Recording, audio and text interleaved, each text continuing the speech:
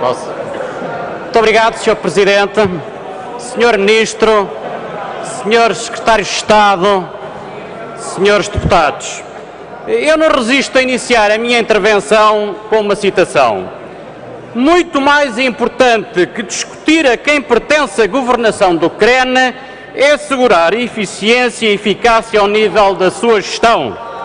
E sabem quem o disse? Faz parte do requerimento apresentado pelo Grupo Parlamentar do Partido Socialista e assinado pelo líder parlamentar Carlos Zorrinho. Dá-me ideia, portanto, que há aqui muito trabalho de casa para fazer internamente no Grupo Parlamentar. Porque se esta é genuína à vontade, então durante estas semanas e agora nesta intervenção de abertura, em vez de ruído, desinformação e contra-informação em torno das coisas menos importantes, poderíamos ter estado a discutir as coisas verdadeiramente mais importantes. E a matéria é clara. O Sr. Deputado Fernando Medina, que eu muito estimo, só citou uma parte da resolução do Conselho de Ministros que é inequívoco nesta matéria. Assim como a coordenação política do PRODER se mantém no Ministro da Agricultura, a coordenação política do CREN permanece no Ministério da Economia e do Emprego. Como não poderia deixar de ser, atendendo ao papel dos fundos estruturais no apoio ao desenvolvimento de Portugal. Mas com a necessária articulação, que sempre foi efetuada, como o Sr. Deputado bem sabe, por sucessivos governos, entre outros ministérios e o Ministério das Finanças, dado que os fundos comunitários são complementados com contrapartidas nacionais, algo que agora se consolida em relação a um total de 7 ministérios por via da criação da Comissão Interministerial de Orientação Estratégica dos Fundos Comunitários e Extracomunitários, tema ainda hoje fechado em Conselho de Ministros. Esclarecida esta verdadeira não questão, vamos ao que verdadeiramente interessa aos portugueses e à economia em matéria de execução do CREN entre 2007 e 2011, nos exatos termos do agendamento solicitado pelo PS. Uma execução que teve um arranque manifestamente medíocre, pautado por falhas graves de concepção, uma teia infindável de burocracias e complexidades labirínticas, conduzindo a ritmos alarmantemente residuais de execução entre 2007 e 2009. Inquestionáveis, que contrastam já agora com o excelente desempenho registado ao longo do ano de 2011 e, em particular, no seu segundo semestre.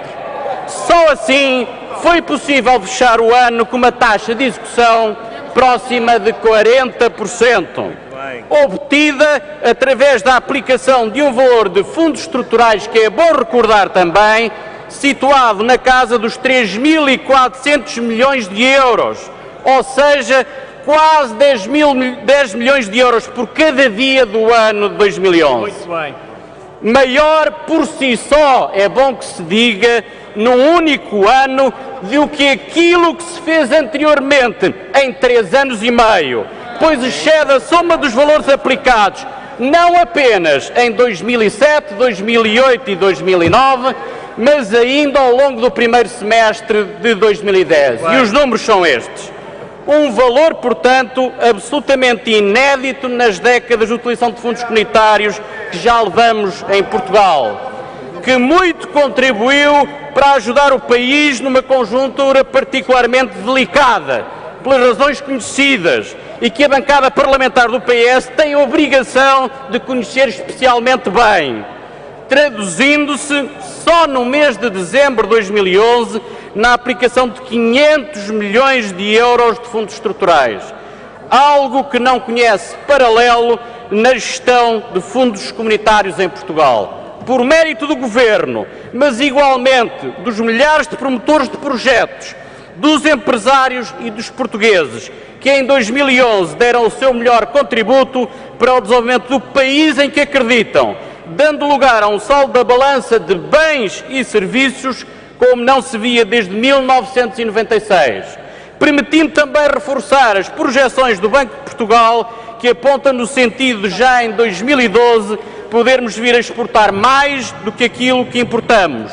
Marco histórico na nossa história económica por via da redução de um problema estrutural. Além da reprogramação técnica, houve um aumento da taxa de comparticipação para 85%, está a decorrer a Operação Limpeza, já aqui referida, que vai permitir dar lugar à aprovação de novos projetos prioritários. Mas mais, o Sr. Secretário de Estado esteve aqui a 21 de fevereiro e é pena que alguns deputados do PS não tivessem na ocasião estado presentes na audição a apresentar as linhas norteadoras da reprogramação estratégica do CREN, que apontam, e bem, para uma concentração dos meios disponíveis em torno de 3 grandes prioridades, que dizem respeito à utilização dos fundos estruturais enquanto pilar de suporte à economia e à competitividade, à empregabilidade e à libertação do potencial de criação de valor numa base territorial, com especial enfoque nos territórios que enfrentam maiores dificuldades.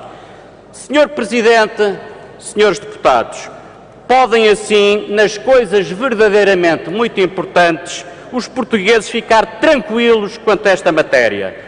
Ao contrário do que sucedeu até 2009, a execução do CREN no apoio à economia encontra-se agora em boas mãos, no caminho certo e cada vez mais centrado no apoio à economia, ao emprego e ao desenvolvimento de Portugal. Disse.